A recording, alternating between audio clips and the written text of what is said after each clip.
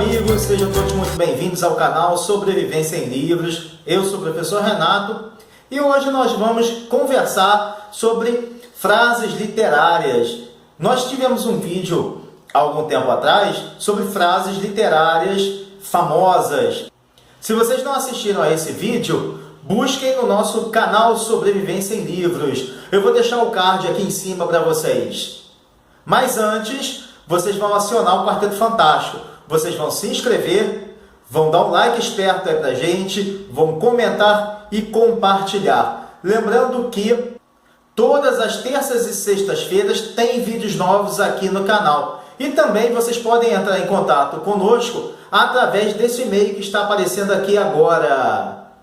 No topo do mundo ou no mais profundo desespero. Na realidade, uma paráfrase escrita por Anne Frank em seu diário, fazendo uma referência aos versos famosos do escritor alemão Johann Goethe, que viveu entre 1749 a 1832. Na realidade, os versos traduzidos do alemão são: regozijando-se nas alturas, entristecido até a morte. Essa é a tradução literal do alemão dos versos do escritor Goethe, do famoso escritor Goethe. Aí já mostra também um pouco da erudição daquela garota de 14, 15 anos de idade. Porque, na realidade, quem é que já leu Goethe nesta idade? A não ser os alemães, é difícil você encontrar. Mas, vamos lá. Esses versos aparecem em um poema da peça Egmont, que é o nome do próprio conde, Egmont, escrito por Goethe em 1775. E ela levou 12 anos para ser escrita totalmente, para ser finalizada. O que acontece? Qual é o contexto histórico por trás da peça Egmont?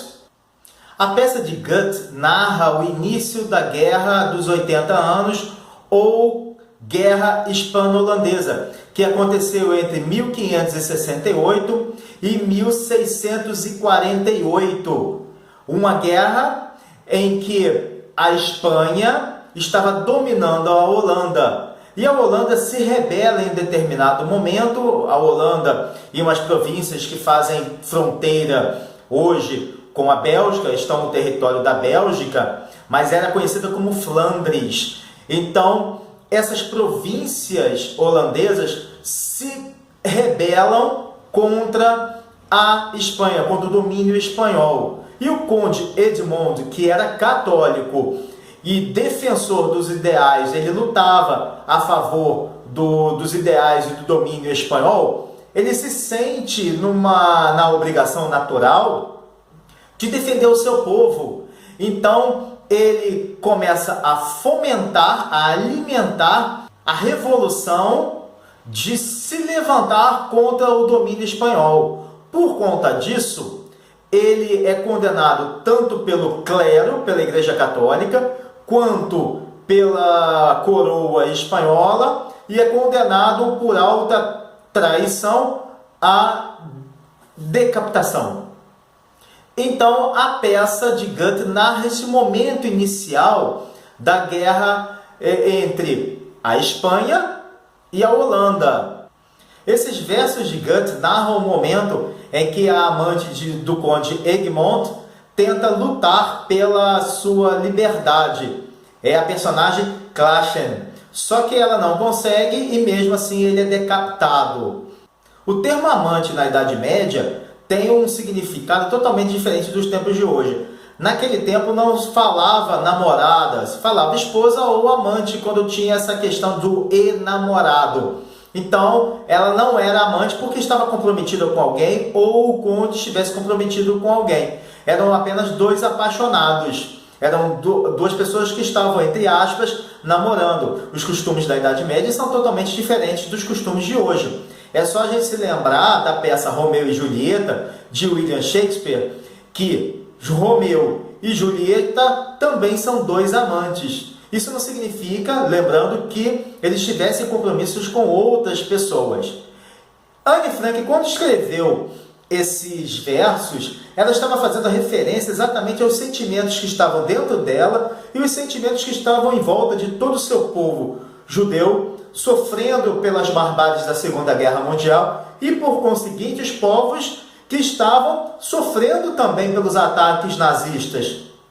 Tanto os alemães, quanto os poloneses, quanto os franceses, contra todos aqueles que estavam envolvidos na Segunda Guerra Mundial. Os ingleses, os holandeses, todos envolvidos na Segunda Guerra Mundial. Então, Anne Frank escreve estes versos para exprimir todos os seus sentimentos e tudo aquilo que estava acontecendo naquele momento histórico na Europa. Fazendo um link com Anne Frank, você já deve ter ouvido falar na frase: quem salva uma vida, salva o mundo inteiro. Essa frase ficou muito famosa no filme A Lista de Schindler. Você assistiu ao filme A Lista de Schindler? É um filme do diretor americano Steven Spielberg, baseado em um livro também chamado A Lista de Schindler. E ele narra ali toda a vida de um industrial alemão que queria se enriquecer durante a Segunda Guerra Mundial. Então ele se filia ao partido nazista. Mas eu não vou dar spoiler aqui não. Se você não leu o livro, se você não viu o filme, fica aqui a dica para você ler ou ver o filme. Numa determinada passagem, Oskar Schindler recebe um anel de todos os judeus que ele liberou da sua fábrica, e no anel está escrita essa frase: quem salva uma vida, salva o mundo inteiro. Após liberar os judeus da sua indústria ao fim da Segunda Guerra Mundial, Oskar Schindler recebe deles um anel no qual está escrito: quem salva uma vida, salva o mundo inteiro. E essa frase se tornou muito famosa. Essa frase, na realidade, está escrita no Talmud, em várias passagens do Talmud. O Talmud é um grande compêndio, uma grande coletânea de tratados rabínicos, tratados legislativos, tratados éticos, tratados de história, de comportamento, de tradição, de parábolas. Tanto que as parábolas que eu trago aqui para vocês são parábolas que estão escritas no Talmud. Uma outra frase muito famosa também é: posso não concordar com o que você diz, mas defenderei até a morte o seu direito de dizê-lo. É uma frase que expressa liberdade de opinião, expressa liberdade de pensamento, expressa democracia. E se eu perguntar para vocês, muitas pessoas vão dizer que o autor desta frase é o iluminista francês Voltaire. Mas não é. Essa frase é da sua biógrafa, a britânica, a inglesa, Evelyn Beatrice Hall, que escreveu essa frase em 1906, quando estava escrevendo a biografia de Voltaire. O seu livro é Os Amigos de Voltaire. O que Evelyn Beatrice Hall pretendia? Ela pretendia resumir todo o pensamento do filósofo iluminista nesta frase. O que ocorreu para a atribuição da frase da autora para o filósofo é que, primeiro, no século XIX, poucas mulheres escreviam, eram escritoras. E ainda mais uma biógrafa de um pensador tão importante, tão famoso quanto Voltaire. Então as pessoas atribuíram a ele a frase, a autoria da frase. Evelyn Beatrice Hall escrevia sob o pseudônimo S. G. Tallanter para que suas obras fossem publicadas. E ela é considerada uma das maiores escritoras da língua inglesa.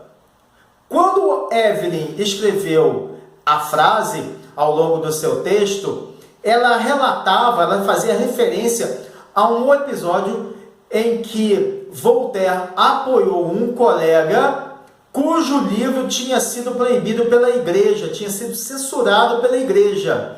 E o que a autora escreve é exatamente a atitude, não que Voltaire tenha falado alguma coisa para o rapaz, ou isso nunca veio a público para que ela pudesse escrever. A atitude de Voltaire foi tão nobre, que é como se ele tivesse dito que ele poderia não se importar com o que o rapaz tivesse escrito, que ele nem sabia o que o rapaz tinha escrito, mas ele defenderia até a sua própria morte, a morte dele de Voltaire, o direito deste rapaz escrever aquilo que ele quisesse escrever. A questão da liberdade de pensamento. Exatamente esse apoio que Voltaire deu ao rapaz, que Hall faz em seu livro Os Amigos de Voltaire. E agora, uma das frases literárias mais famosas da história da literatura mundial. Tanto quanto ser ou não ser eis a questão, de William Shakespeare. Elementar, meu caro Watson, também é uma das frases mais famosas. Só que se eu disser para vocês que esta frase nunca apareceu em nenhuma das 60 obras escritas por Sir Arthur Conan Doyle, que é o autor de Sherlock Holmes. Então, essa frase não aparece em nenhum dos textos de Sherlock Holmes. A única referência que aparece é elementar. Só aparece escrito elementar. Mas o que torna essa frase tão famosa? O que torna essa frase uma frase que todas as pessoas pensam que está escrita nas obras de Sherlock Holmes? 3 lendas estão por trás. Não 3 lendas, mas 3 fatos estão por trás dessa lenda de elementar, meu caro Watson. O primeiro é o escritor Pelham Wodehouse, que em seu livro Smith Journalist, de 1915, narra uma personagem dizendo para a outra assim: elementar, meu caro Watson, elementar. E ele faz a referência a Sherlock Holmes numa situação descrita naquele livro, naquele momento, naquele episódio ali. Então essa é a primeira lenda urbana por trás de elementar, meu caro Watson.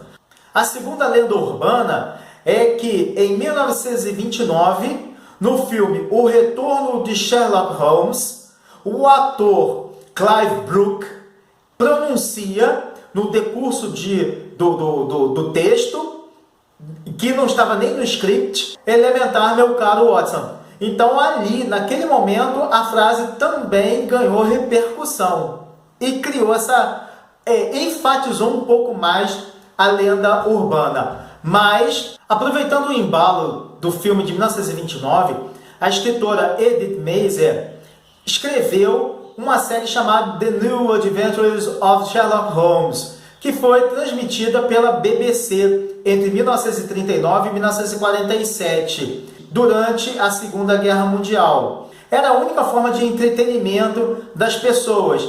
E é elementar, meu caro Watson, que o rádio é uma forma muito popular. E com isso, sedimentou a lenda de que a frase elementar, meu caro Watson, teria sido escrito por Sir Arthur Conan Doyle em seus livros. Mas é isso, meus amigos. Um grande abraço para vocês. Valeu!